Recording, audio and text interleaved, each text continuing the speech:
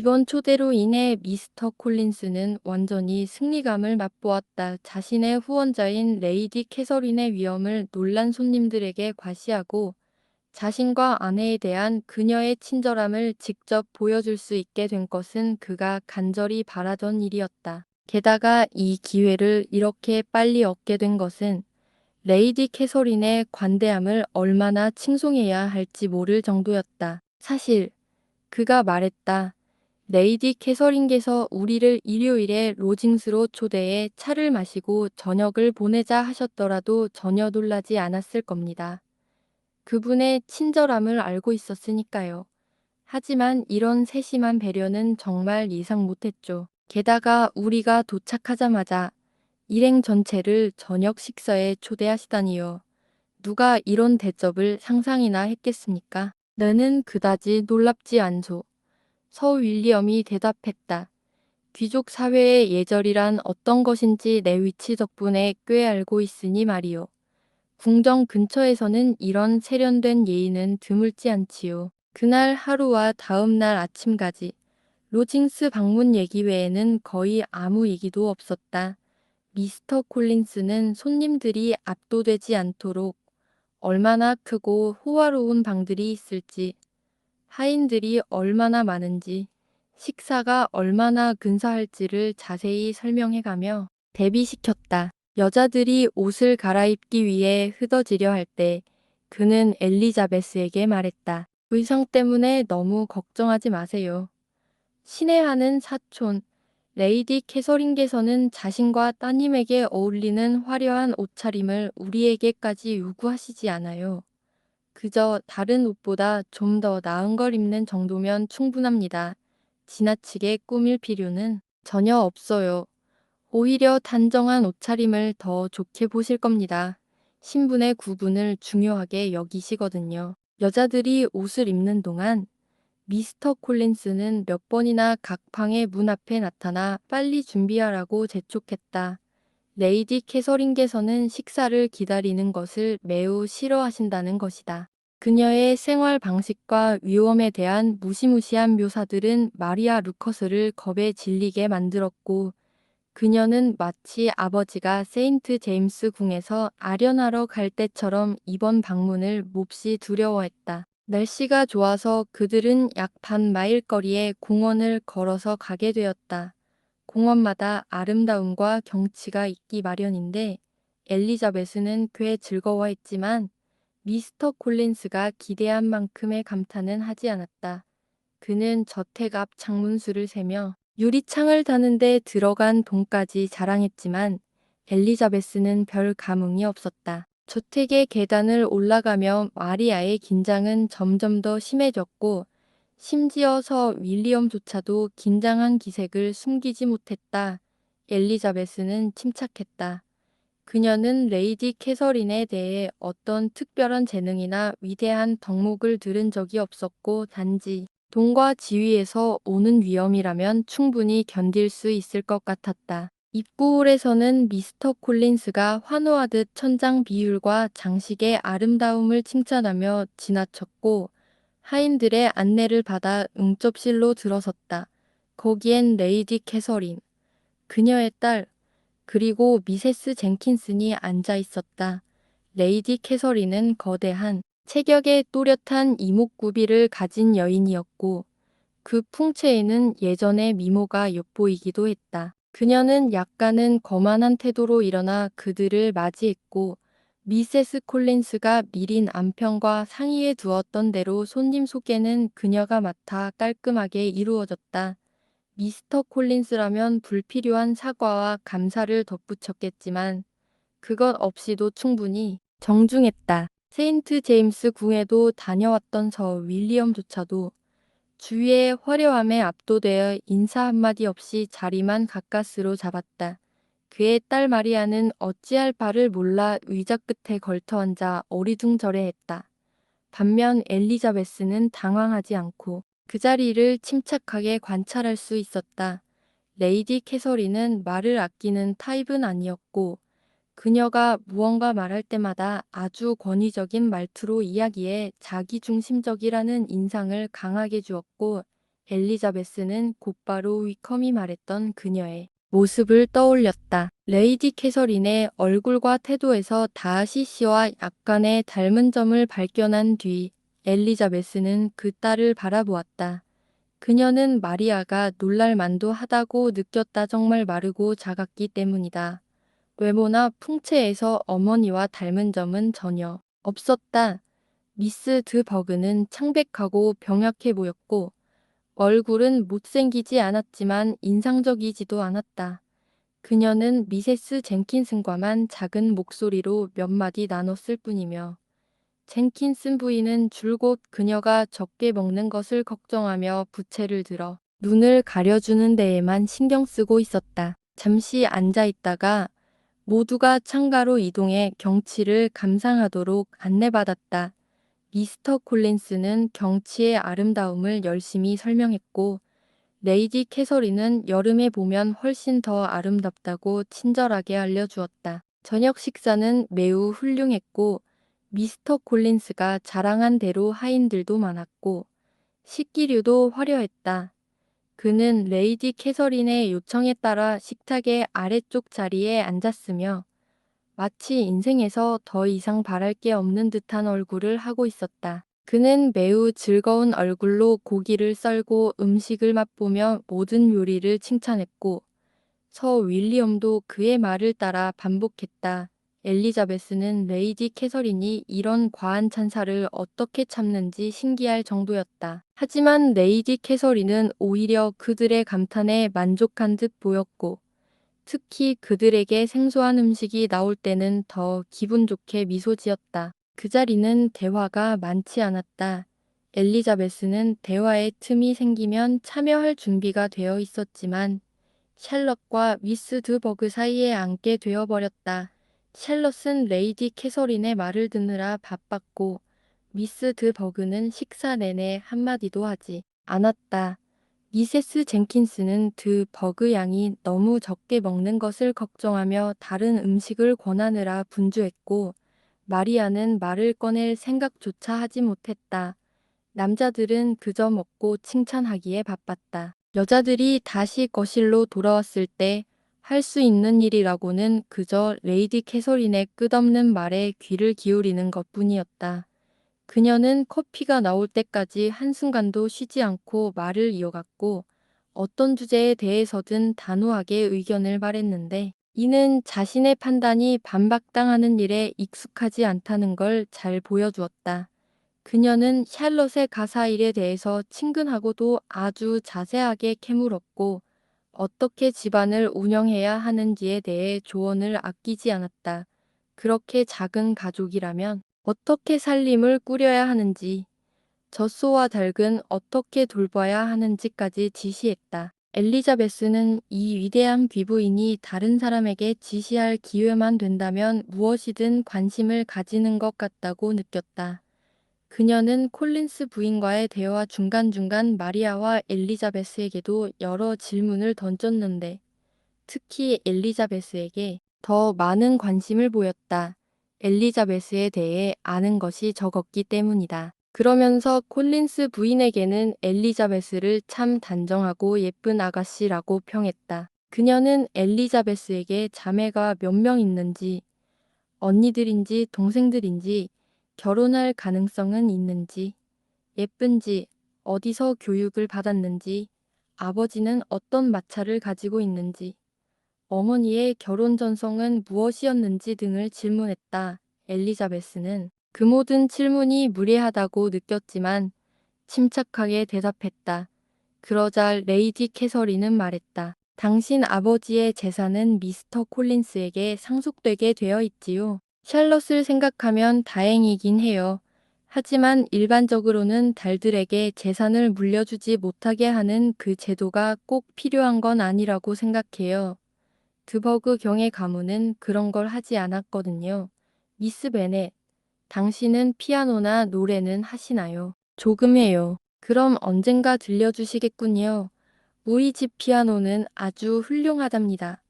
아마 당신네 집 것보다 나을걸요. 꼭 한번 쳐보세요. 자매들은 피아노나 노래 하나요? 한 명은 해요. 왜 다들 배우지 않았죠? 다들 배웠어야죠. 웹가의 딸들은 모두 연주할 줄 아는데 그 집 수입이 당신네보다 많지도 않다네요. 그림은 그릴 줄 아세요? 전혀 못 그려요. 자매들 중에도요. 아무도 안 해요. 정말 이상하네요. 기회가 없었나 보죠. 어머님이 봄마다 런던으로 데리고 가서 선생님을 붙였어야죠. 어머니는 괜찮다고 하셨을 거예요. 하지만 아버지는 런던을 아주 싫어하세요. 가정교사는 있었나요? 없었어요. 없었다고요? 5딸을 가정교사 없이 키우셨다고요? 그런 일은 처음 듣네요. 어머님이 교육에 매달려야 했겠군요. 엘리자베스는 웃음을 참으며 그렇지 않았다고 정중히 말했다. 그럼 누가 가르쳤죠? 누가 살들이 챙겨줬나요? 가정교사도 없었다면 교육을 제대로 받지 못했겠네요. 어떤 가정과 비교하느냐에 따라 다르겠지만 배우고 싶어 하는 사람은 방법이 있었어요. 항상 독서를 장려했고 필요한 선생님도 붙었어요. 놀고 싶은 사람은 그렇게 했지만요. 그래요. 그래서 가정교사가 필요한 거예요. 그런 걸 막아주니까요. 내가 당신 어머님을 알았더라면 꼭 가정교사를 두라고 강하게 권했을 겁니다. 저는 항상 말하죠. 교육이라는 건 일정하고 꾸준한 지도가 없으면 안 된다고. 그건 가정교사만이 할 수 있는 일이에요. 제가 얼마나 많은 집안의 가정교사를 연결해 줬는지 몰라요. 그런 일이라면 저는 항상 돕고 싶어요. 젊은 사람을 좋은 집에 보내주는 일은 뿌듯하니까요. 젠킨슨 부인의 조카 딸 4명도 제 덕분에 아주 좋은 집에 들어갔답니다. 얼마 전에도 우연히 언급된 어떤 아가씨를 소개해줬더니 그 집에서 무척 만족해 했어요. 콜린스 부인, 어제 레이디 매트칼프가 저에게 감사 인사하러 직접 다녀가신 얘기했던가요? 레이디 캐서린, 그분이 그러셨어요. 당신이 보물 같은 아이를 보내주셨네요. 미스 베넷, 동생분들 중에 사회에 나온 분이 있나요? 네, 다 나왔어요. 전부요? 5명 모두요? 이상하네요. 당신은 둘째 딸인데 언니가 결혼도 안 했는데 동생들이 먼저 나왔다는 말이죠? 그럼 막내는 아주 어리겠네요. 네, 아직 16이 안 됐어요. 너무 어릴 수도 있지만 제 생각엔 언니가 일찍 결혼하지 못한다고 해서 동생들이 사회생활을 못하는 건 너무 불공평한 일이에요. 막내라고 해서 청춘의 즐거움을 누릴 권리가 없는 건 아니잖아요. 그런 이유로 제약받는다면 자매 사이의 오해나 마음의 섬세함을 해칠 수 있다고 생각해요. 정말이지. 레이디 캐서린이 말했다. 이렇게 어린 나이에 꽤 확신에 찬 의견을 말하네요. 도대체 나이가 몇 살이죠? 엘리자베스는 미소를 지으며 말했다. 동생 셋이 이미 다 컸는데 제 나이를 밝히길 바라시진 않겠죠. 레이디 캐서린은 정답을 받지 못한 것에 꽤 놀란 듯했고 엘리자베스는 자신이 이처럼 당당한 무례함에 농담을 던진 첫 사람이 아닐까 하고 생각했다. 20살이 넘지는 않았을 테니 굳이 숨길 필요는 없을 텐데요. 21살은 아직 안 됐어요. 남자들이 합류하고 차를 마신 뒤에는 카드 테이블이 놓였다. 레이디 캐서린, 윌리엄 경, 콜린스 부부는 4인용 카드 게임인 과드리를 시작했고 드버그 양은 카지노 커시노를 하겠다고 하여 두 소녀는 제킨슨 부인과 함께 인원을 맞춰주는 영광을 누리게 되었다. 그들의 테이블은 정말 지루하기 짝이 없었다. 게임과 관련 없는 말은 거의 없었고 그나마도 제킨슨 부인이 드버그 양이 너무 덥지는 않은지 너무 춥지는 않은지 빛이 너무 밝거나 어둡지는 않은지 걱정하는 말뿐이었다. 다른 테이블 쪽은 분위기가 훨씬 더 활발했다. 레이디 캐서린은 쉬지 않고 말을 이어갔고 함께 게임을 하던 세 사람이 저지른 실수를 지적하거나 자신의 무용담을 이야기하곤 했다. 콜린스 씨는 그녀의 모든 말에 동의하며 맞장구를 쳤고 카드에서 한 번 이길 때마다 감사 인사를 하며 너무 많이 이긴 것 같으면 죄송하다고 사과했다. 윌리엄 경은 말을 많이 하지는 않았지만 레이디 캐서린이 말하는 귀족들의 이름과 일화를 열심히 기억하려 애쓰고 있었다. 레이디 캐서린과 그녀의 딸이 더 이상 게임을 원하지 않자 카드 테이블은 정리되었고 콜린스 부인에게 마차가 준비되어 있다는 말이 전해졌다. 샬럿은 감사를 표하며 기꺼이 마차를 받아들였고 바로 출발 준비가 되었다. 모두가 벽난로 근처로 모여 앉아 레이디 캐서린께서 다음 날 날씨가 어떨지를 결정하는 말씀을 경청했다. 그러던 중 마차가 도착했고 그 말씀이 중단되었다. 콜린스 씨는 여러 차례 감사 인사를 전했고 윌리엄 경은 거듭 인사하며 고개를 숙인 뒤 모두 함께 떠났다. 마차가 저택 문을 벗어나자마자 엘리자베스는 사촌 오빠에게 로징스에서 본 것들에 대한 소감을 말해달라는 요청을 받았다.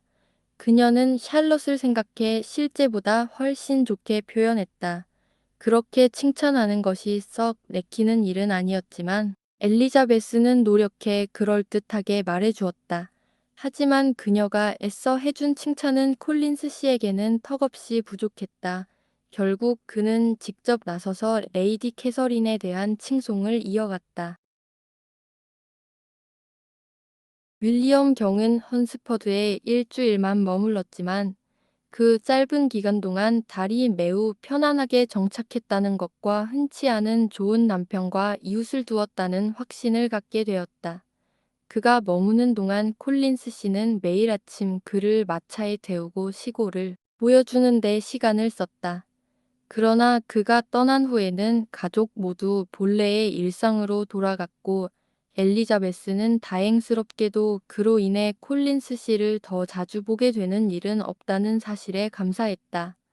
아침 식사와 저녁 식사 사이의 대부분의 시간은 그가 정원에서 일하거나 서재 창가에서 책을 읽고 쓰며 창밖을 내다보는 데 쓰였기 때문이다. 그의 서재는 도로 쪽을 향해 있었고 여인들이 머무는 방은 집의 뒤쪽에 있었다. 처음에는 엘리자베스가 왜 샬럿이 다이닝룸을 거실 대신 사용하지 않는지 이상하게 여겼다. 그 방이 더 넓고 햇볕도 잘 들었기 때문이다. 그러나 곧 그녀는 샬럿의 선택에 훌륭한 이유가 있다는 것을 깨달았다. 만약 그들이 햇빛이 잘 드는 방에 머물렀다면 콜린스 씨는 분명 자신의 서재에 덜 머물렀을 것이기 때문이다.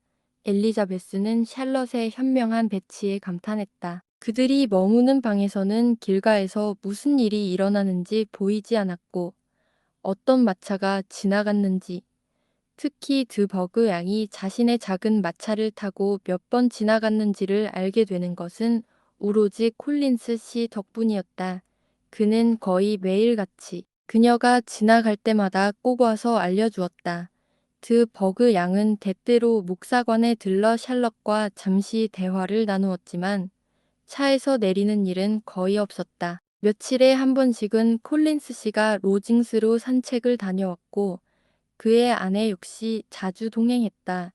엘리자베스는 처음에는 왜 그들이 그렇게 많은 시간을 희생하는지 이해하지 못했지만 나중에야 다른 교구의 자리를 염두에 두고 있다는 것을 깨닫고 이해하게 되었다. 가끔 레이디 캐서린이 직접 목사관을 방문하기도 했으며 그녀는 방문 중 방 안에서 일어나는 일을 절대 그냥 지나치지 않았다. 그녀는 이들이 무슨 일을 하고 있는지 살펴보고 그 방법을 바꾸라고 조언하거나 가구 배치에 불만을 표하고 하녀가 소홀히 청소한 부분을 지적하곤 했다. 만약 그녀가 간식을 받아들였다면 그것은 어디까지나 콜린스 부인의 고기 덩어리가 가족 수에 비해 너무 크다는 점을 지적하기 위함이었다. 엘리자베스는 곧 깨달았다. 이 여인이 법적으로 지역 판사로 임명되지 않았다고 해도 실질적으로는 자신이 사는 마을의 가장 열정적인 행정관이라는 사실을. 그녀는 마을 사람들의 자잘한 일들을 콜린스 씨를 통해 모두 보고받았고 누군가 다투거나 불평하거나 너무 가난하면 그녀는 직접 마을로 나가 그들의 다툼을 중재하고 불만을 잠재우며 호통으로 평화를 이끌어내고 풍요를 강요했다. 로징스에서의 저녁 식사는 주 2회 정도 반복되었고 윌리엄 경이 없는 것과 저녁에 카드 테이블이 하나뿐이라는 점을 제외하면 모든 반찬은 처음과 똑같았다. 그 외에 사회적 약속은 거의 없었는데 이는 인근 마을의 생활 수준이 콜린스 부부가 감당하기에는 너무 높았기 때문이다. 하지만 엘리자베스는 그 점을 전혀 아쉽게 생각하지 않았다. 그녀는 비교적 편안한 시간을 보내고 있었다. 셜록과 나누는 짧지만 즐거운 대화들이 있었고 계절치고는 날씨가 매우 좋아 야외에서의 산책도 큰 기쁨이었다. 그녀가 가장 좋아한 산책길은 로징스 공원의 가장자리를 따라 있는 작은 숲길이었다. 바람이 잘 막히는 아늑한 길이었고 아무도 이 길을 소중히 여기지 않는 듯해서 오직 그녀만의 공간처럼 느껴졌다. 이 길에 있으면 레이디 캐서린의 호기심 어린 시선에서도 벗어난 기분이 들었다. 이렇게 조용한 나날 속에 그녀의 방문 첫 2주는 금세 지나갔다. 부활절이 다가오고 있었고 그 주간에는 로징스의 새로운 가족이 합류할 예정이었다. 소수 인원으로 구성된 이 지역에서 이는 중요한 일이었다. 엘리자베스는 도착 직후 몇 주 안에 다하시 씨가 올 것이라는 이야기를 들었었다. 그녀는 아는 사람들 중 대부분을 그보다 더 좋아했지만 새로운 인물이 하나라도 생긴다면 로징스의 단조로운 모임에서 잠시나마 즐거움을 줄 수 있을 거라고 생각했다. 그리고 다하시 씨가 사촌인 드 버그 양에게 어떻게 행동하는지를 보면 빅리 양의 헛된 희망이 얼마나 어리석은지 확인할 수 있을지도 모른다고 기대했다. 레이디 캐서린은 그의 방문 소식에 큰 기쁨을 표현했고 그를 극찬하며 이야기했으며 이미 미스 루카스나 엘리자베스가 그를 여러 번 봤다는 사실에 거의 화를 낼 정도였다. 그의 도착은 곧 목사관에도 알려졌다. 콜린스 씨가 그날 아침 내내 헌스퍼드 레인으로 이어지는 문이 보이는 지점에서 산책하고 있었기 때문이다. 다시 씨가 탄 마차가 공원으로 들어서자 콜린스 씨는 재빨리 인사를 하고는 흥분된 얼굴로 집으로 달려갔다. 다음 날 아침 그는 로징스로 서둘러 가서 인사를 드렸다. 레이디 캐서린에게는 인사를 받아야 할 조카가 2명이나 있었기 때문이다. 다하시 씨는 그의 사촌 피츠윌리엄 대령을 동행했는데 그는 로드의 둘째 아들이었다. 모두를 크게 놀라게 한 것은 콜린스 씨가 집으로 돌아올 때 두 신사가 함께 따라왔다는 사실이었다. 샬럿은 남편의 방창문을 통해 그들이 길을 건너오는 것을 보고 황급히 다른 방으로 달려가 소녀들에게 이렇게 말했다. 엘리자, 내 덕분에 이런 영광을 누리게 됐어. 다하시 씨가 이렇게 빨리 나를 찾아오다니. 그건 절대 내가 아니었으면 없었을 일이야. 엘리자베스는 그 공을 자신이 받을 수 없다고 부정할 겨를도 없이 현관 벨이 울렸고 곧 새 신사가 방으로 들어왔다. 가장 먼저 들어선 피츠윌리엄 대령은 30살 정도 되어 보였고 잘생긴 편은 아니었지만 태도와 말투는 정말 신사다운 사람이었다. 다하시 씨는 하트퍼드셔에서와 다름없는 차분한 표정으로 콜린스 부인에게 인사를 건넸고 엘리자베스에게는 아무 감정도 드러내지 않은 채 평온한 모습으로 마주했다. 엘리자베스는 말없이 고개만 살짝 숙였다. 피츠윌리엄 대령은 금세 자연스럽게 대화를 시작했고 매우 유쾌하게 이야기를 이어갔다. 반면 그의 사촌 다하시 씨는 콜린스 부인에게 집과 정원에 대한 짧은 말을 건넨 후 한동안 아무에게도 말을 걸지 않았다. 그러나 마침내 이 일을 지키려는 마음이 생겼는지 엘리자베스에게 그녀의 가족 건강을 물었다. 엘리자베스는 평범하게 대답했고 잠시 뜸을 들인 후 덧붙였다. 제 맏언니는 벌써 3달째 런던에 있어요. 혹시 그곳에서 마주친 적은 없으세요? 그녀는 다하시가 결코 만난 적 없다는 걸 알고 있었지만 빅리와 제인 사이에 있었던 일에 대한 그의 반응을 살펴보고 싶었다.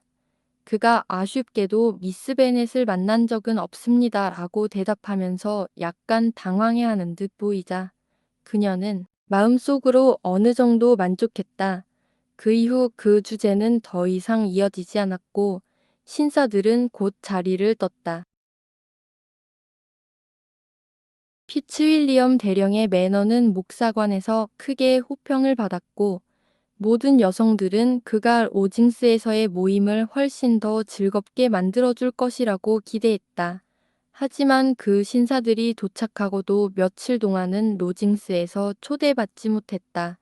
손님이 머무는 동안에는 굳이 부를 필요가 없었던 것이다.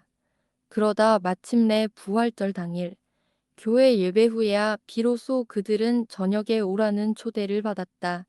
지난 한 주 동안 레이디 캐서린이나 그녀의 딸을 거의 볼 수 없었다.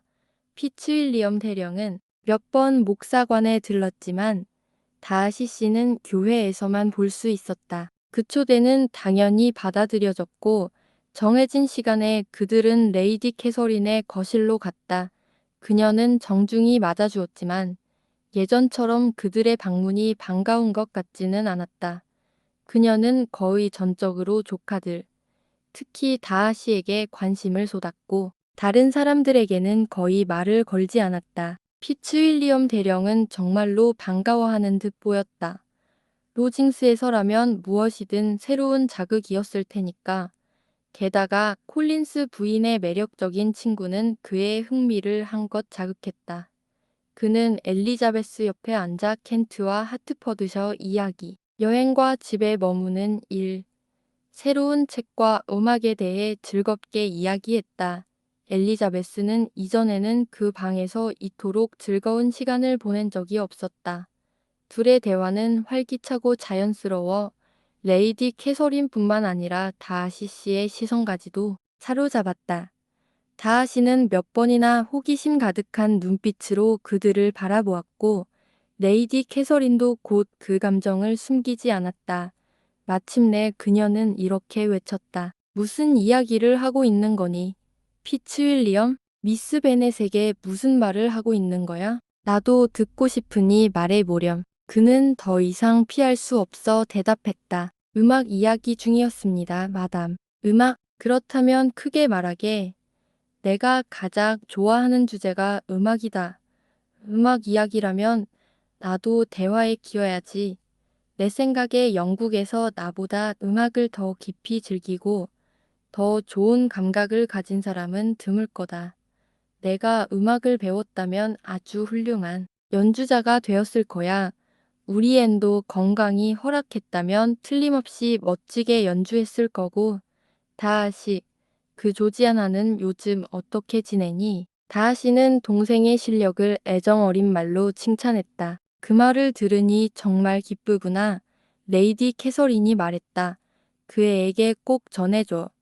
열심히 연습하지 않으면 뛰어난 연주자가 될 수 없다는 걸 말이야. 안심하십시오, 마담. 조지아나는 꾸준히 연습하고 있습니다. 그거 참 다행이구나. 아무리 연습해도 부족하지 않지. 내가 다음에 편지를 쓸 때도 연습을 게을리하지 말라고 당부해야겠어. 나는 늘 젊은 아가씨들에게 말한단다. 꾸준한 연습 없이 음악에서 뛰어난 경지에 오를 수는 없다고. 내가 미스 베넷에게도 여러 번 말했어. 지금처럼 연습해서는 절대 실력이 늘지 않을 거라고 말이야. 콜린스 부인 댁엔 피아노가 없지만 내가 몇 번이고 말했지. 매일 로징스로 와서 젠킨슨 부인의 방에 있는 피아노를 사용하라고. 그쪽 구석방에선 누구에게도 방해되지 않으니까. 다하시 씨는 숙모의 무례한 말에 약간 부끄러워하는 듯 보였고 아무 말도 하지 않았다. 커피가 끝난 뒤 피츠윌리엄 대령은 엘리자베스가 연주를 해주겠다고 한 약속을 상기시켰고 그녀는 곧 피아노 앞에 앉았다. 그는 곁에 의자를 끌어와 앉았다. 레이디 캐서린은 반쯤 노래를 듣고는 다시 다른 조카와 이야기하기 시작했고 결국 다하시 씨는 그녀를 떠나 천천히 피아노 앞으로 다가와 연주하는 엘리자베스의 얼굴이 잘 보이는 자리에 자리를 잡았다. 엘리자베스는 그의 행동을 알아차리고 잠시 연주를 멈춘 후 장난스럽게 웃으며 말했다. 저를 겁주려는 거죠. 다하시 씨. 이렇게 근엄한 모습으로 연주를 듣다니. 하지만 저는 안 겁먹어요. 당신 여동생이 그렇게 훌륭히 연주한다 해도요. 저는 남이 겁주려들면 오히려 더 강해지는 고집불통이에요. 당신이 틀렸다고는 안 하겠습니다. 그가 대답했다. 당신이 정말로 제가 겁을 주려 했다고 믿지는 않을 테니까요. 그리고 당신과는 충분히 오래 알고 지냈기 때문에 당신이 가끔 진심과 다른 말을 즐겨 한다는 것도 잘 압니다. 엘리자베스는 이 농담에 크게 웃고는 피츠윌리엄 대령에게 말했다. 당신 사촌분께서는 제 성격을 아주 잘 파악하고 계시네요.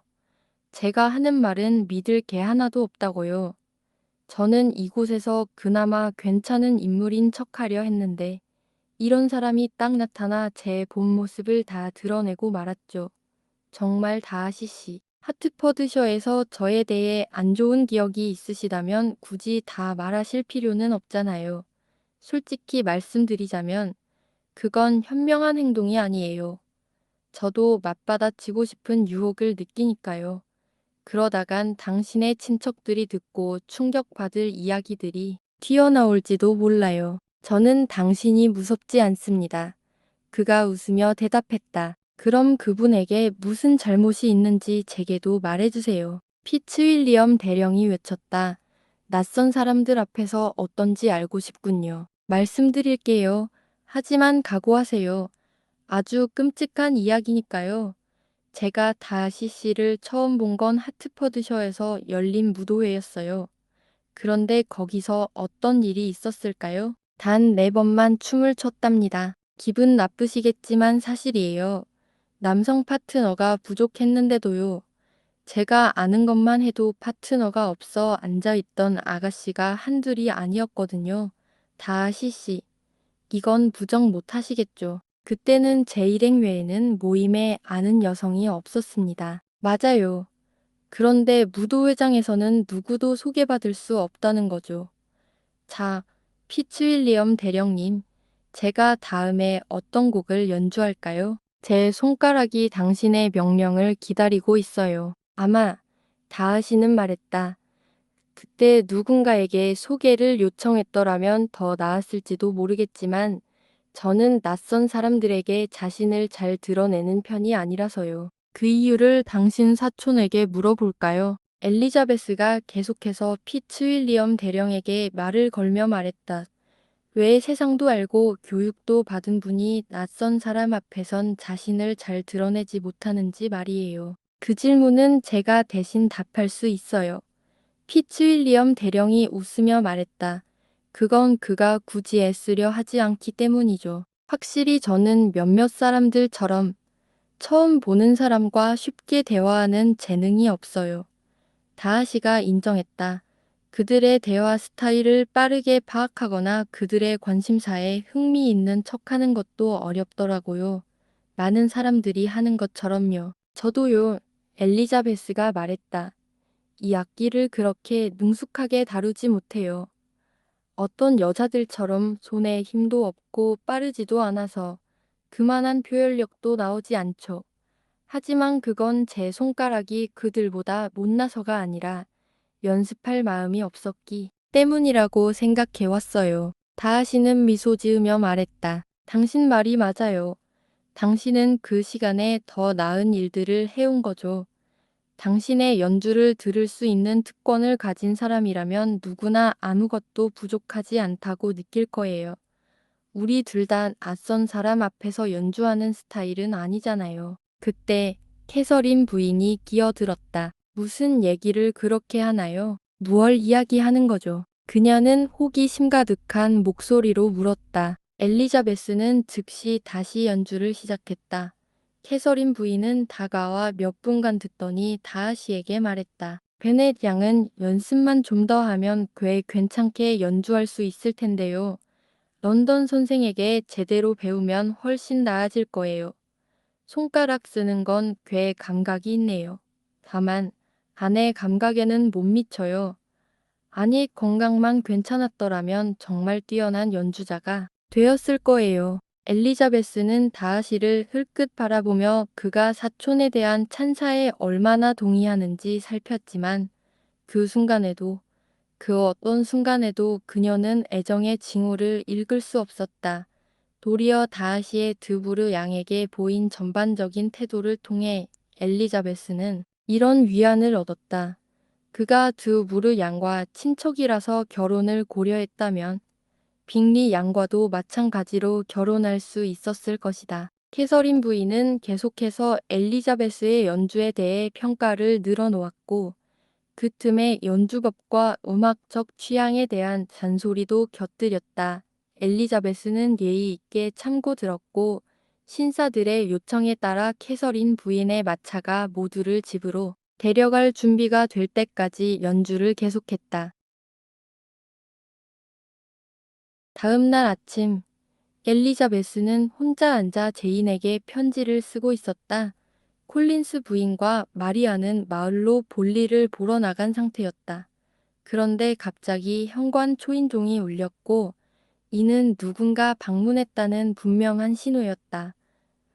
아차 소리가 들리지 않은 걸 보면 그녀는 레이디 캐서린이 왔을지도 모른다고 생각했고 귀찮은 질문들을 피하고자 급히 편지를 치우고 있었다.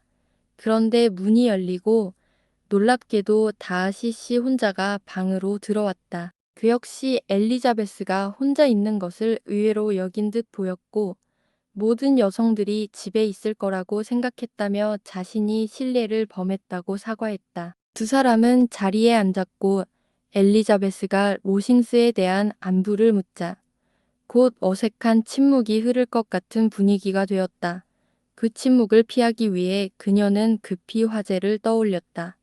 예전에 허트퍼드셔에서 그를 마지막으로 보았을 때를 떠올리며 그들이 갑작스럽게 떠난 것에 대해 무슨 말을 할지 궁금해진 것이다. 지난 11월에 모두가 웨터필드를 정말 갑자기 떠나셨더군요. 다시 씨.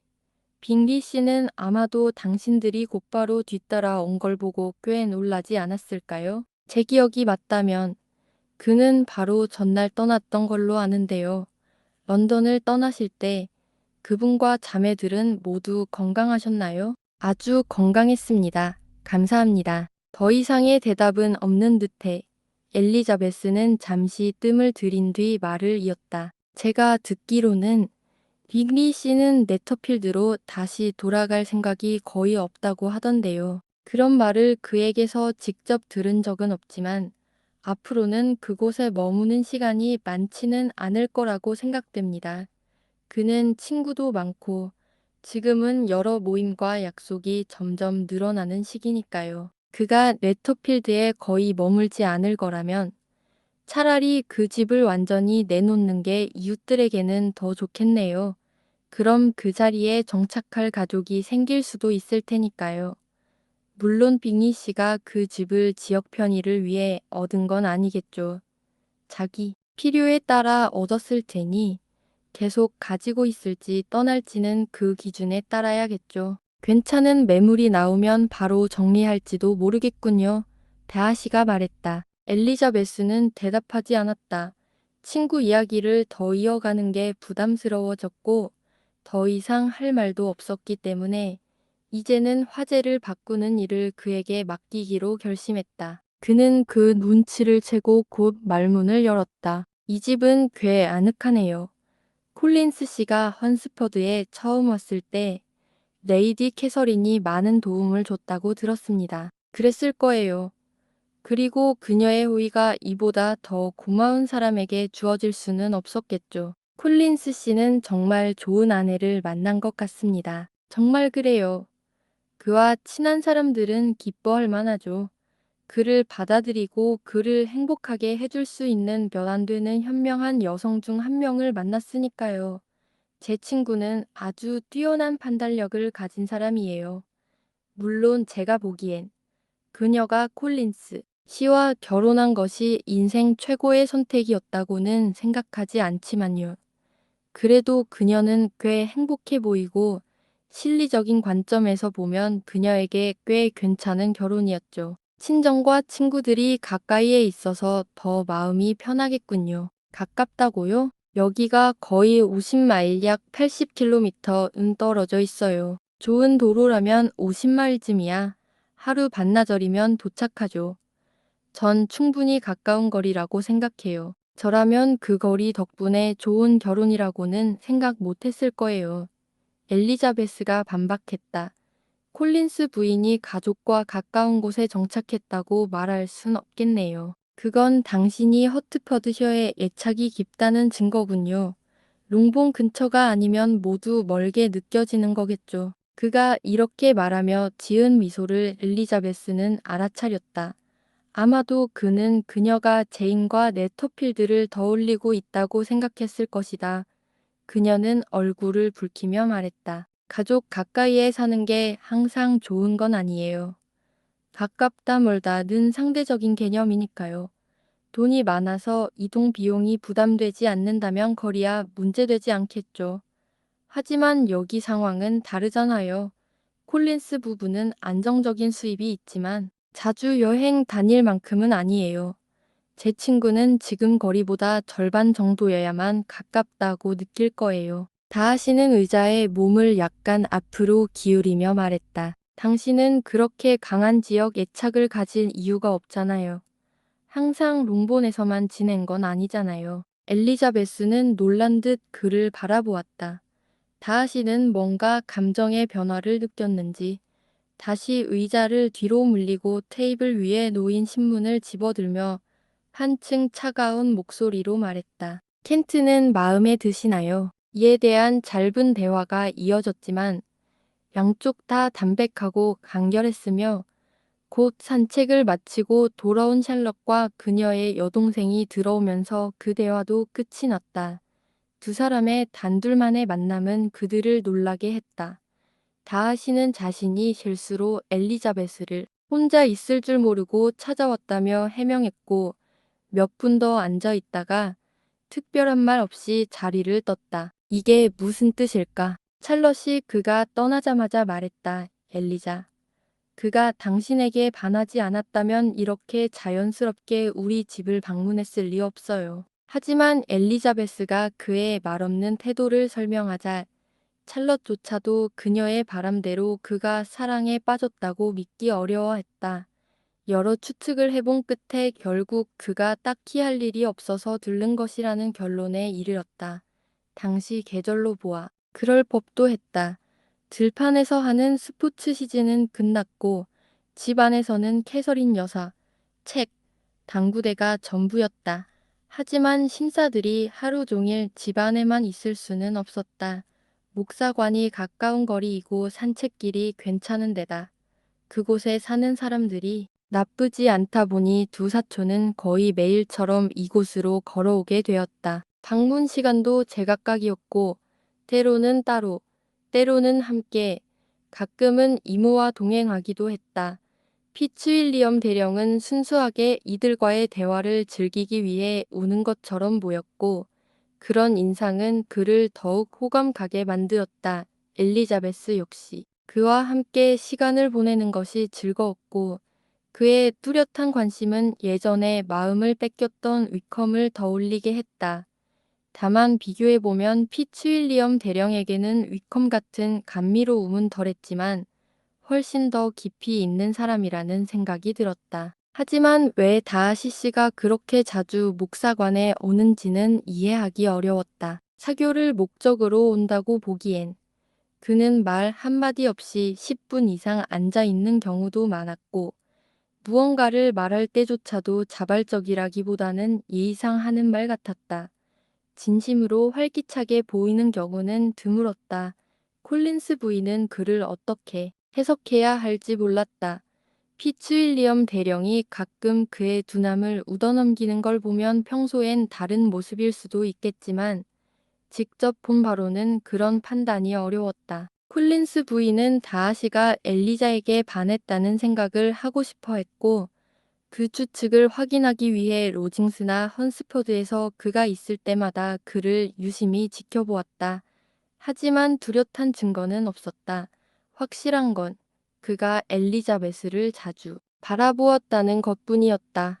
하지만 그 눈빛에서 감탄이 느껴지는지는 애매했다.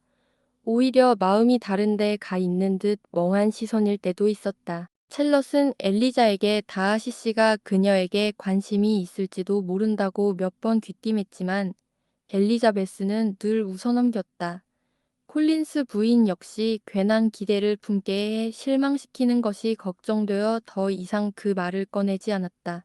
그녀는 확신하듯 만약 엘리자베스가 그를 자기 소나귀에 있다고 믿기만 한다면 지금의 반감은 다 사라질 거라고 생각했다. 그녀는 또 다른 계획도 세워보았다. 엘리자베스가 피츠윌리엄 대령과 결혼하는 것이었다. 그는 비교할 수 없이 매력적인 남자였고 확실히 엘리자베스를 좋아했으며 사회적 지위도 괜찮았다. 하지만 그런 장점들을 무색하게 만드는 게 있었으니 다하시 씨는 교회 내에서 많은 추천권을 가진 반면 대령은 그런 것이 전혀 없다는 점이었다. 엘리자베스는 공원을 걷는 중 우연히 다하시 씨를 여러 번 마주쳤다. 다른 사람은 아무도 그 근처에 없는데 그만 자꾸 나타나는 게 참으로 얄궂었다.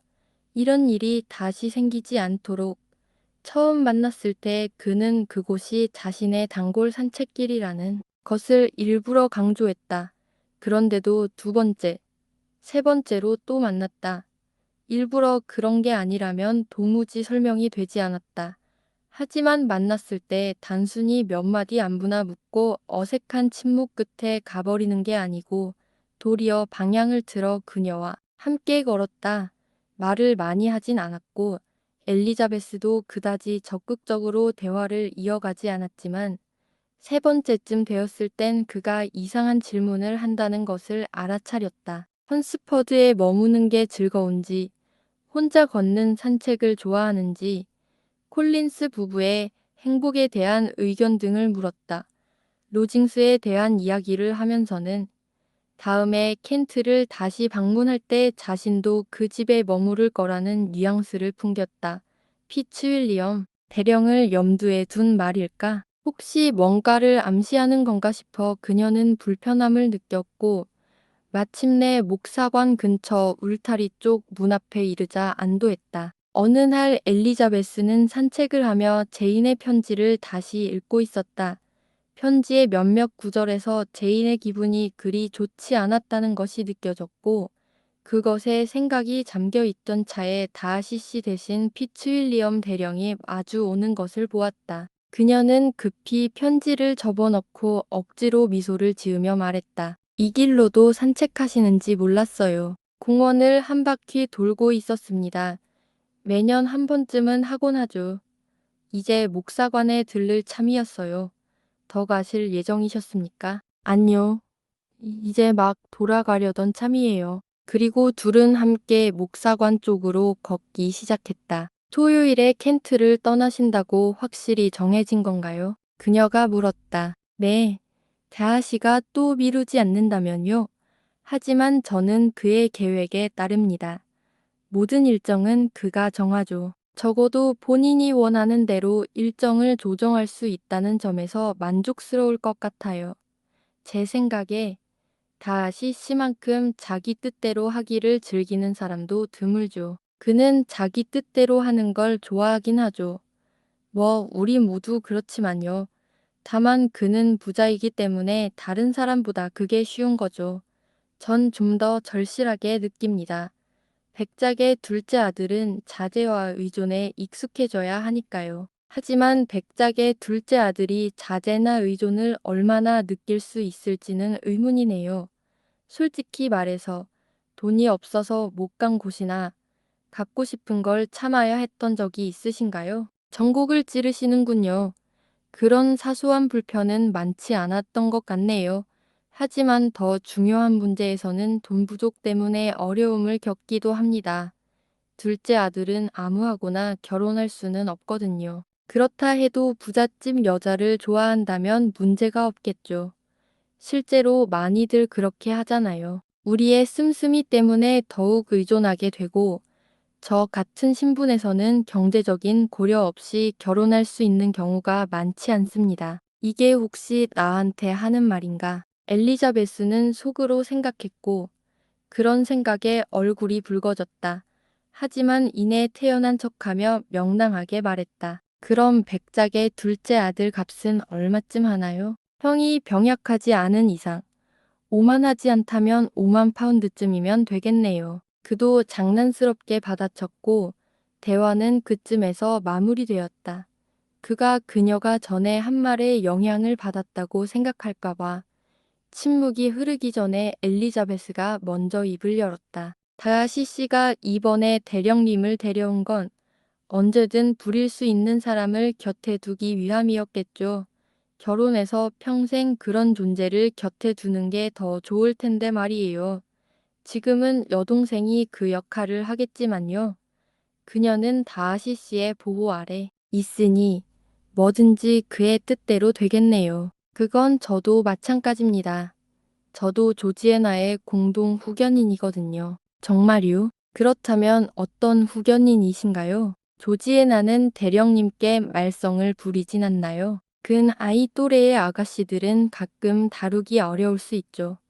게다가 다하시 씨 기지를 물려받았다면 자기 뜻대로 하려 할 수도 있겠네요. 그녀가 이렇게 말하자 그는 그녀를 유심히 바라보았고 곧바로 왜 그런 생각을 했는지 묻는 그의 반응에서 엘리자베스는 자신의 말이 꽤 정확히 핵심을 찔렀다는 걸 느꼈다. 그리고 이렇게 대답했다. 겁내지 않아도 돼요. 그 아가씨에 대해 안 좋은 얘긴 들은 적 없어요. 오히려 제 지인들 중에는 그 아가씨를 무척 좋아하는 분들도 있어요. 허스트 부인과 빅리 양 같은 분들이죠. 아마 그분들을 아신다고 하셨던 것 같은데요. 조금 알아요. 그들의 오빠는 교회 호감 가는 신사예요. 다하시와도 아주 친하죠. 아, 그렇죠. 엘리자베스가 건조하게 말했다. 다하시 씨는 빅리 씨에게 정말 각별하죠. 그를 위해 엄청난 수고를 하더라고요. 그를 돌본다? 네. 다하시는 그가 가장 돌봐야 할 부분에서 정말 신경을 써주는 것 같아요. 우리가 이곳에 오는 길에 들은 이야기를 생각해보면 빙의는 그에게 큰 빚을 진 셈이죠.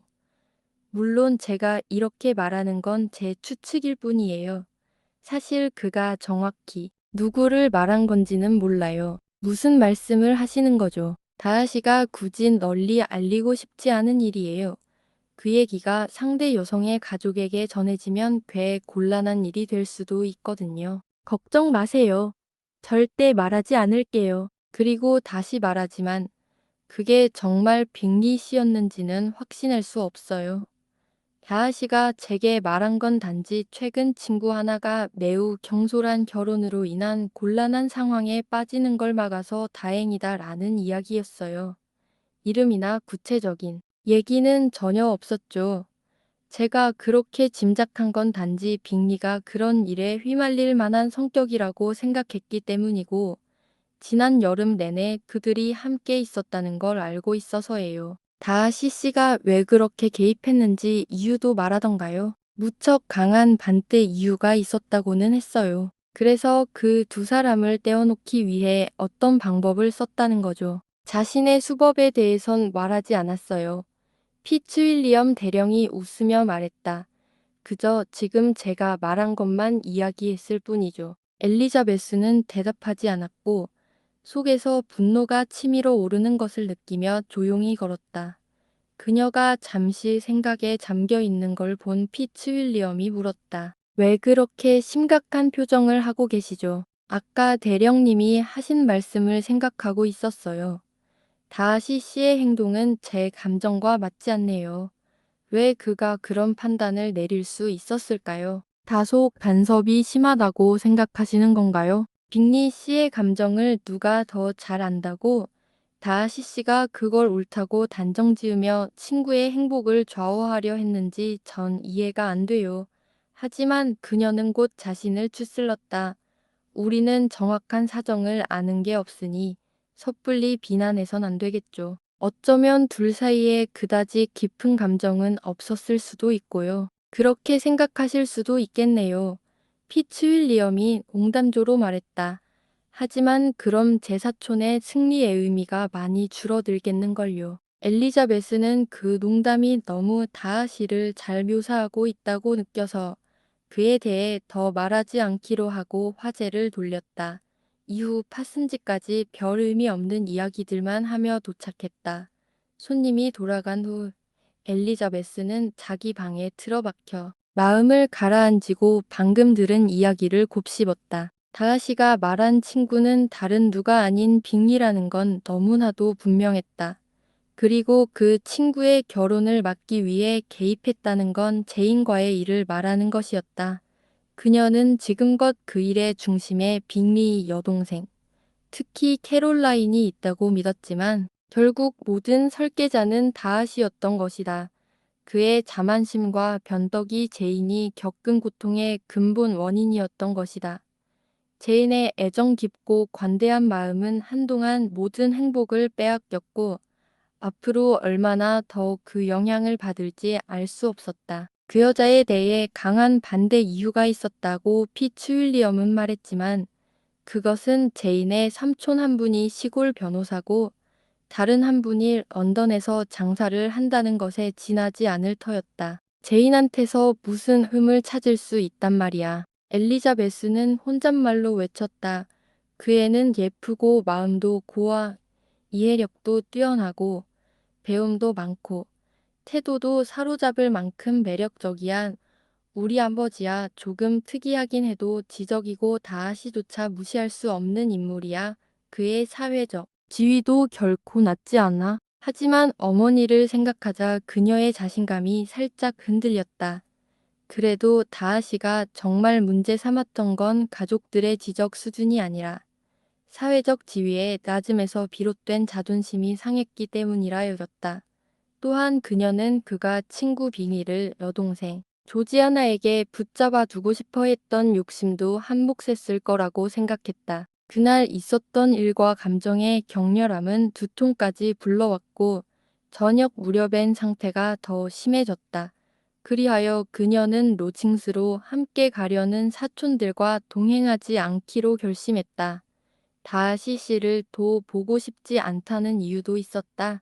콜린스 부인은 그녀가 정말로 아파 보인다는 걸 느끼고 무리하게 권하지 않았고 남편 콜린스 씨가 계속 설득하려는 것도 나름 제지했다. 하지만 콜린스 씨는 레이디 캐서린이 엘리자베스의 결석을 못마땅하게 여길까봐 걱정을 감추지 못했다. 그들이 떠나자 엘리자베스는 마치 스스로 다하시 씨에 대한 분노를 더욱 부추기려는 듯 제인이 켄트에 있는 동안 자신에게 보낸 편지들을 모조리 꺼내 읽기 시작했다. 편지들에는 직접적인 불만이나 과거의 일을 다시 꺼내는 말, 현재의 고통에 대한 토론은 없었지만 하나같이 제인의 글에서 늘 느껴졌던 밝고 유쾌한 분위기가 사라져 있었다. 마음이 평온하고 타인에게 다정한 성격에서 나오는 본래의 명랑함이 이제는 거의 모든 문장에서 보이지 않았다.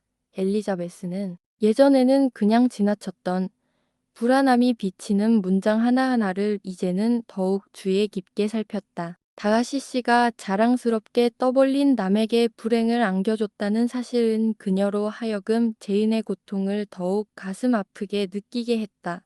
다행인 건 다하시 씨가 모레면 로징스를 떠난다는 것이었고 더 기쁜 건 열흘도 채 안 되어 자신도 제인과 다시 만나 위로해 줄 수 있다는 점이었다.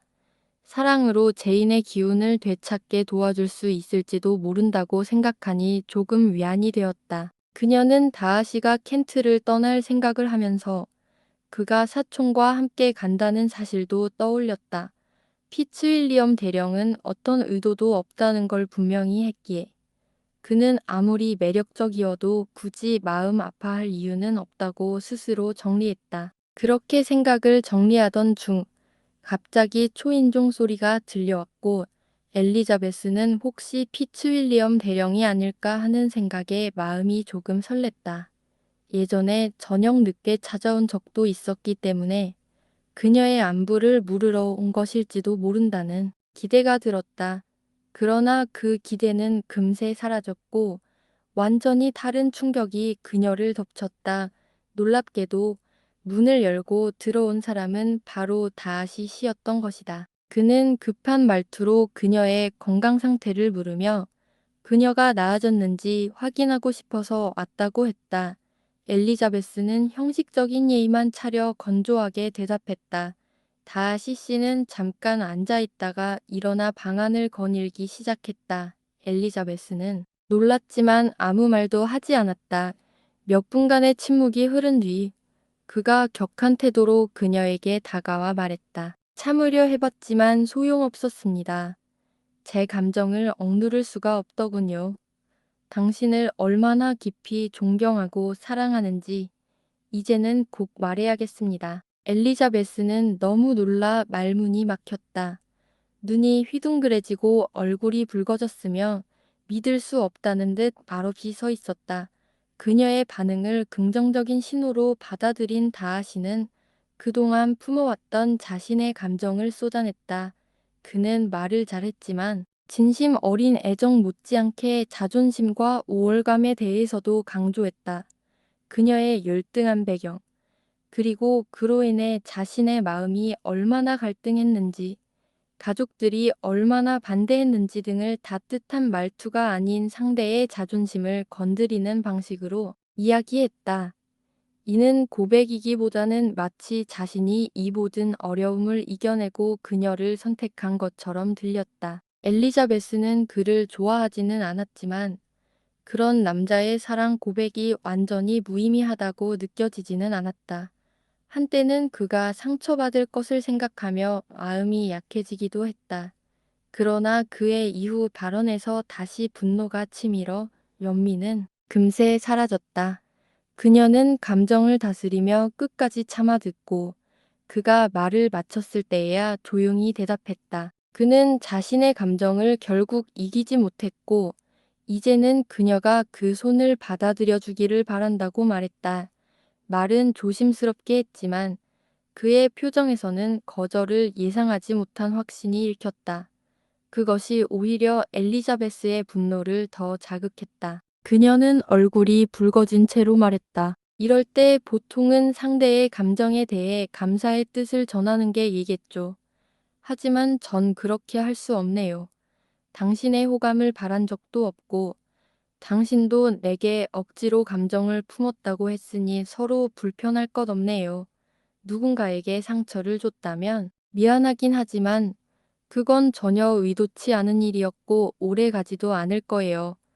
당신 말처럼 그 감정을 인정하는 걸 그렇게 오래 망설였다면 이제는 쉽게 떨쳐버릴 수 있을 테니까요. 다하시 씨는 벽난로에 기대어 그녀를 바라보던 중이었고 놀람과 분노가 섞인 표정으로 말을 듣고 있었다. 그의 얼굴은 창백해졌고 감정을 숨기려 애쓰는 모습이 역력했다. 꽤 긴 침묵이 흘렀고 엘리자베스는 그 시간이 무척 고통스러웠다. 마침내 그는 억지로 침착한 목소리로 말했다. 그게 전부입니까? 제가 받을 대답이 고작 그거군요. 무례하다는 생각이 들기는 하지만 별로 중요하진 않죠. 엘리자베스는 냉정하게 응수했다. 그럼 전 왜 듣고 싶지도 않은 모욕을 참아야 했을까요? 당신은 나를 마음에도 없고 이성에도 안 맞고 성격에도 안 맞는데도 불구하고 좋아한다고 말했잖아요. 그 말이 신뢰라는 걸 정말 몰랐던 건가요? 전 예의가 없었다면 그런 말을 들었기 때문이에요. 그리고 저한텐 다른 이유도 있어요. 만약 제 감정이 당신에게 중립적이었거나 심지어 호의적이었다고 해도 전 절대 당신의 청혼을 받아들일 수 없었을 거예요. 당신은 제 가장 소중한 언니의 행복을 망친 사람이니까요. 이 말을 들은 다하시는 다시 얼굴빛이 변했지만 감정은 금세 사라졌고 그는 그녀가 계속 말하는 동안 차분하게 들었다. 당신은 제가 당신을 싫어할 이유를 충분히 만들어줬어요. 어떤 이유로든 당신이 했던 행동은 변명의 여지가 없어요. 감히 부정할 수는 없겠죠? 당신은 두 사람을 갈라놓은 장본인이에요. 한 사람은 변덕스럽고 신뢰할 수 없다는 평판을 듣게 만들었고, 다른 한 사람은 헛된 기대에 웃음거리가 되었어요. 그 둘 모두에게 극심한 고통을 안겨줬죠. 그녀는 잠시 말을 멈췄고, 다하시가 전혀 미안한 기색 없이 오히려 믿을 수 없다는 듯 웃는 표정을 짓는 걸 보고 더욱 분노했다. 부정할 수 있나요? 그녀가 다시 물었다. 그제야 다하시는 억지로 침착한 척하며 대답했다. 그들을 갈라놓기 위해 할 수 있는 모든 걸 한 건 맞습니다. 그리고 성공해서 기쁩니다. 오히려 제 친구에게는 저 자신보다 더 친절했던 셈이죠. 엘리자베스는 이 말에 대해 대꾸할 가치조차 느끼지 않았지만 그 속뜻을 못 알아들은 건 아니었다. 그리고 그런 말은 결코 그녀의 마음을 움직이지 못할 것이었다. 하지만 그 일 하나만으로 제가 당신을 싫어하게 된 건 아닙니다. 엘리자베스가 말을 이었다. 그 일이 일어나기 훨씬 전부터 저는 이미 당신에 대한 판단을 내렸어요. 당신의 성격에 대해서는 몇 달 전 위컴 씨에게서 들은 이야기로 충분했죠.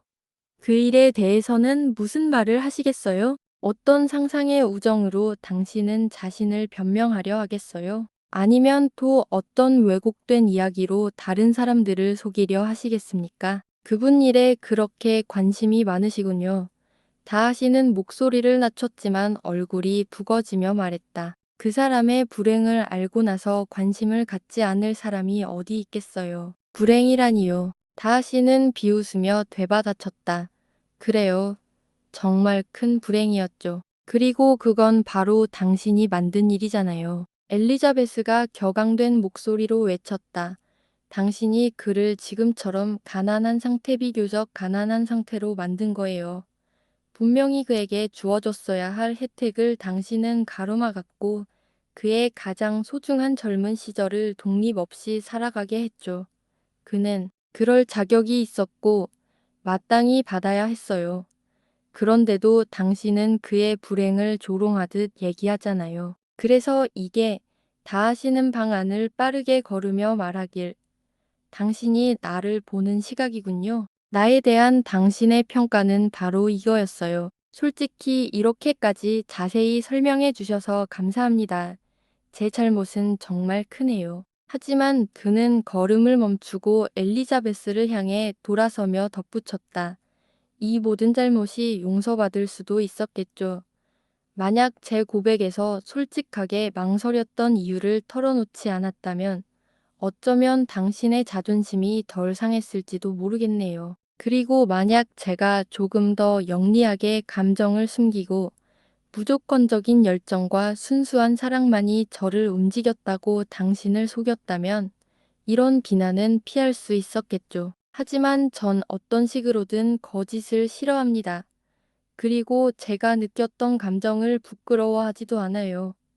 그건 자연스럽고 정당한 감정이었습니다.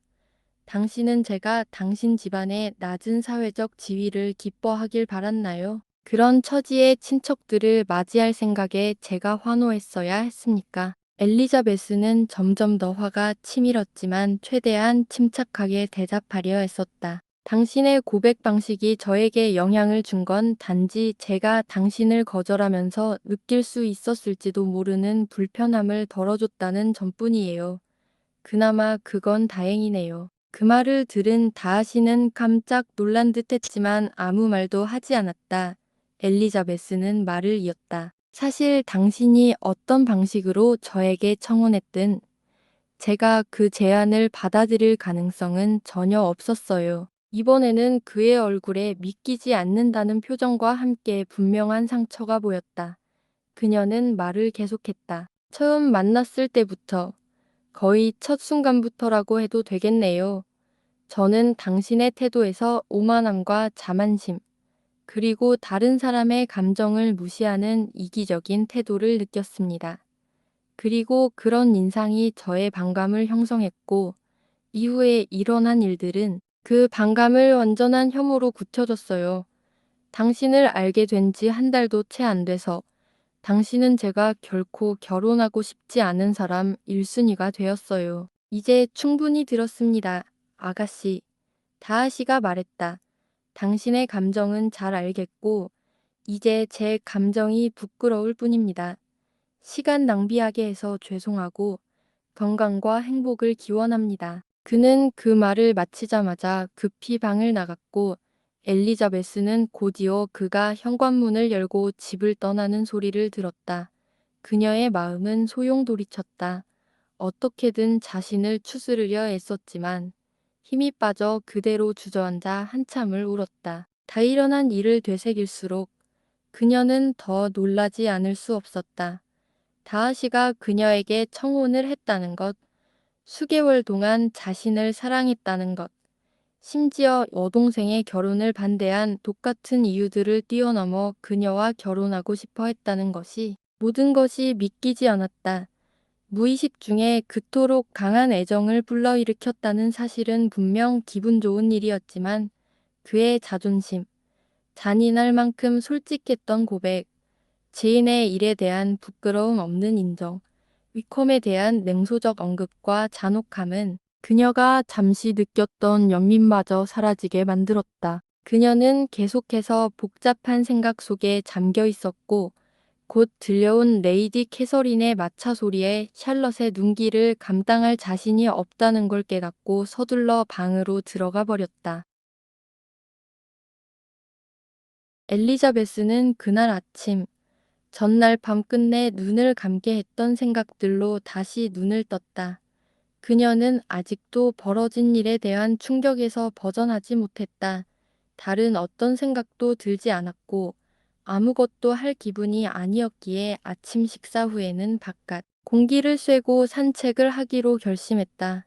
그녀는 평소 즐겨 걷던 산책로로 향했지만 거기에 가끔 다하시 씨가 나타나곤 했다는 기억이 떠올라 북도에서 더 멀어지는 다른 길로 들어섰다.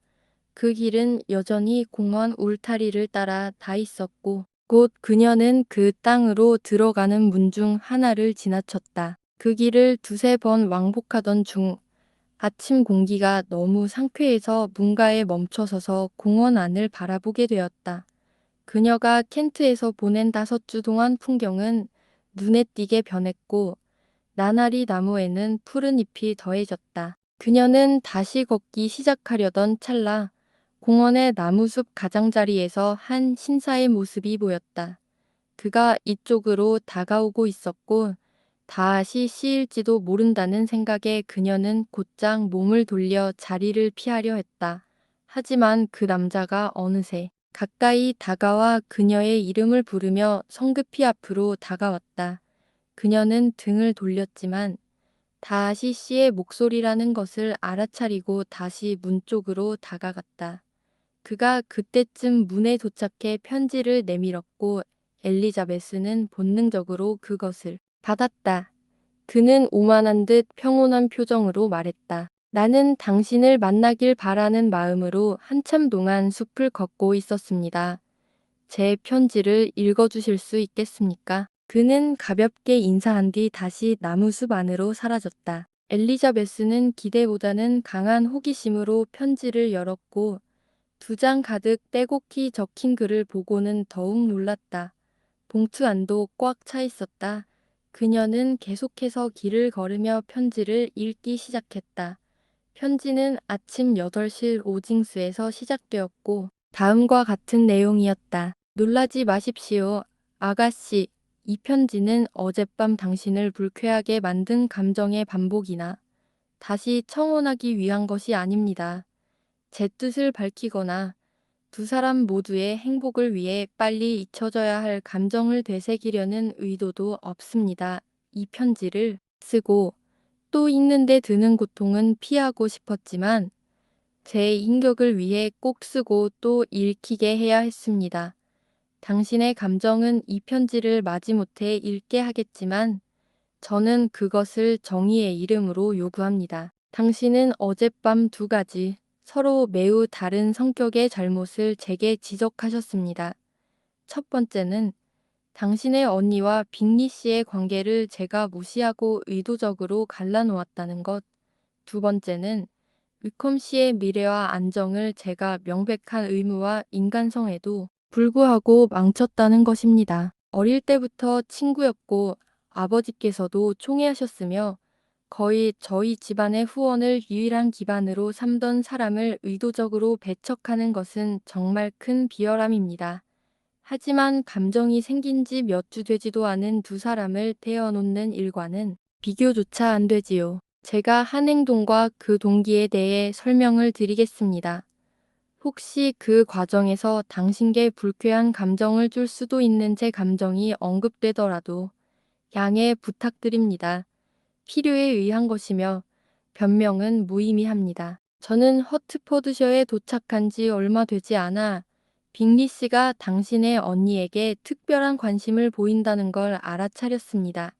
하지만 그가 진지한 감정을 가졌다는 확신은 네더필드 무도회가 열리던 밤에야 생겼습니다. 그날 당신과 춤을 추는 동안 루커스 경이 무심코 말하길 둘의 결혼을 주변 사람들은 기정사실로 여기고 있다고 했습니다.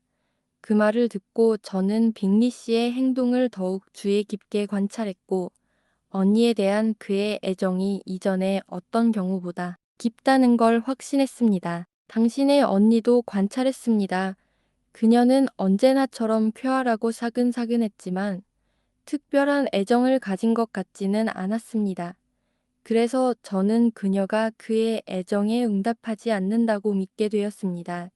만약 당신이 여기에 대해 저보다 잘 알고 계신다면 제가 실수한 것이겠지요. 그로 인해 언니가 상처를 입었다면 당신의 분노도 이해할 수 있습니다. 그러나 제가 보기에 당신 언니는 감정을 쉽게 드러내는 성격은 아니었습니다. 그녀가 비긴 씨에게 특별한 마음이 없다고 믿고 싶어 했던 것은 사실이지만 저는 제 판단이 희망이나 두려움에 휘둘리는 사람은 아니라고 자부합니다. 그녀가 무관심하다고 믿은 것은 철저히 제 객관적 판단에 따른 것이었고 동시에 이성적으로도 그렇게 되기를 바랐습니다. 제가 두 사람의 결혼을 반대한 이유는 어젯밤 말씀드렸던 가문에 대한 문제만이 아니었습니다. 그 문제는 저 자신의 비애 친구인 빅니 씨에게는 덜 중요한 사안이었으니까요. 하지만 제가 결코 무시할 수 없었던 다른 문제들이 있었습니다. 그것은 당신 어머니의 가족 배경에서 보이는 문제점들이었고, 특히 당신 어머니, 3명의 여동생들, 그리고 때때로 당신 아버지까지도 무례하거나 경솔한 모습을 보였다는 점입니다. 죄송합니다. 기분을 상하게 하려는 의도는 없지만 그 문제는 제가 무시할 수 없는 것이었습니다. 하지만 동시에 당신과 당신 언니 두 분은 그런 결점들과 거리를 두고 계셨습니다. 그 사실은 여러 사람들로부터 인정받고 있고 이는 두 분 모두의 성품과 이성의 훌륭함을 입증하는 것입니다. 그날 이후 저는 제 의견이 더욱 확고해졌고 제 친구를 불행한 결혼에서 구해야겠다는 결심도 강해졌습니다. 그는 다음 달 런던으로 떠났고 저와 그의 자매들도 그 뒤를 따라갔습니다. 저는 그와 직접 대화하며 결혼이 가져올 문제점들을 설명했고 마침내 그는 언니가 자신을 사랑하지 않는다는 내 말을 믿게 되었습니다. 그 말이 없었더라면 결혼은 막지 못했을지도 모릅니다. 다만 제가 그 과정에서 한 가지 후회하는 점이 있다면 그것은 당신 언니가 런던에 있다는 사실을 빅리 씨에게 숨겼다는 것입니다. 저와 그의 누이는 그것을 알고 있었지만 그는 아직도 모릅니다. 혹여 둘이 다시 만나도 큰일이 생기지 않았을 가능성은 있지만 그때 당시 그의 감정이 완전히 식었다고는 보지 않았기에 만나게 하고 싶지 않았습니다. 그 결정은 다소 비열했을지 모르지만 최선이라 믿었기에 감행했습니다. 저는 아직도 그를 비난해야 할 이유를 배우지 못했습니다. 이제 당신이 제게 제기한 더 무거운 비난, 즉 위켐 씨에게 해를 끼쳤다는 주장에 대해서 반박하고자 합니다. 그가 저를 어떻게 비난했는지 구체적으로는 알지 못하지만 제가 말씀드릴 사실의 진실성은 의심의 여지가 없는 여러 증인으로 입증될 수 있습니다. 위켐 씨는 저희 가족의 모든 재산을 오랫동안 관리해온 매우 존경받는 분의 아들입니다. 그분의 성실한 업무 덕분에 제 아버지는 그에게 큰 호의를 품게 되었고, 그의 대부였던 조지 위켐에게도 많은 후원을 해주셨습니다. 아버지는 그를 학교에 보내셨고, 그 후에는 캠브리지 대학까지 학비를 대주셨습니다. 이는 매우 중요한 도움이었으며, 위켐 씨의 아버지는 원래 가정 형편이 좋지 않아 아들의 교육을 감당할 수 없는 처지였습니다. 아버지는 위켐과의 교류를 매우 즐기셨고 그의 매너를 좋아하셨습니다. 그리고 위켐이 성직자의 길을 가길 바라며 그에 맞는 자리를 마련해 주시려 했습니다. 하지만 저는 아주 오래전부터 그를 다르게 보기 시작했습니다. 그는 제 아버지 앞에서는 자신의 본성을 잘 감추었지만 같은 또래였던 저는 그의 진짜 모습을 볼 기회가 있었고 그가 원칙 없는 사람이라는 걸 알게 됐습니다. 이 부분도 당신에겐 괴로운 이야기일 테지만 저는 그가 어떤 사람인지 솔직히 말할 수밖에 없습니다. 그것이 바로 지금 제가 이 편지를 쓰는 이유 중 하나입니다. 제 아버지는 약 5년 전 돌아가셨고, 돌아가시기 전까지 위켐에 대한 애정은 변치 않았습니다. 유언장에서도 그가 성직자의 길을 택한다면 저희 가문이 소유한 좋은 교구를 그에게 맡기라고 명시하셨습니다. 또한 1000파운드의 유산도 남기셨습니다. 위켐 씨의 아버지도 곧 세상을 떠났고, 그로부터 반년쯤 후 위켐은 저에게 편지를 보내왔습니다. 그는 성직자의 길을 포기하기로 결정했으니 대신 다른 경제적 지원을 해줄 수 없겠느냐는 요청이었습니다. 그는 법을 공부할 생각이 있다고 했지만 1000파운드의 이자 수입으로는 충분치 않다는 주장이었습니다. 저는 그가 진심인지 의심스러웠지만 어쨌든 그의 제안을 받아들였습니다. 저는 그가 성직자가 되어서는 안 된다고 생각했기 때문입니다. 그래서 그는 교회의 자리에 대한 권리를 포기했고 대신 3000파운드를 받았습니다. 그 이후로 우리는 완전히 연을 끊었습니다.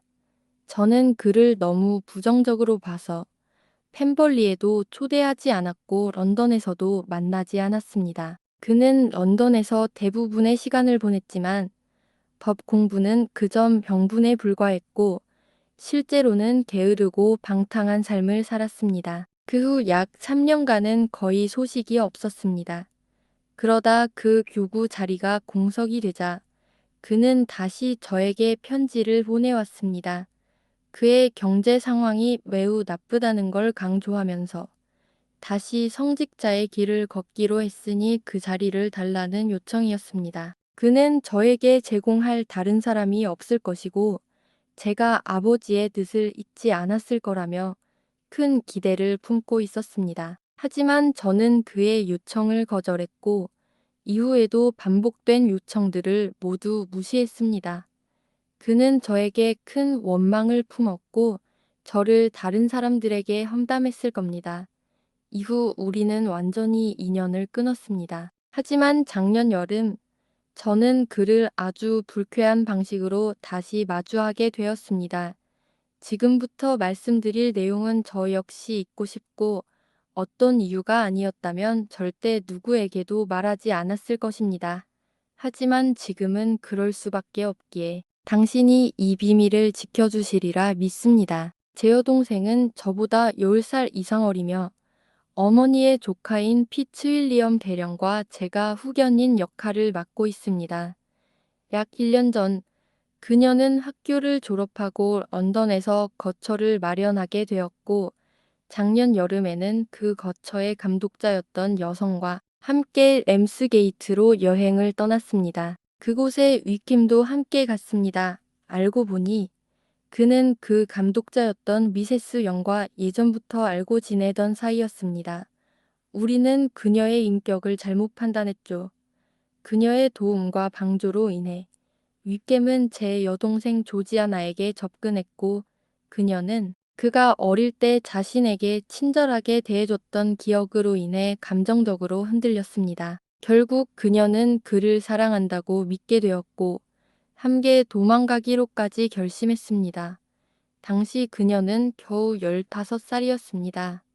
그 나이에 어리석은 선택을 한 것은 이해해 주셔야 합니다. 다행히도 저는 예정된 도망 날짜 이틀 전에 우연히 그곳에 도착했고 조지아나는 저를 거의 아버지처럼 존경했기에 결국 모든 것을 고백했습니다. 그 순간 제가 느꼈던 충격과 분노는 상상하기 어려우실 겁니다.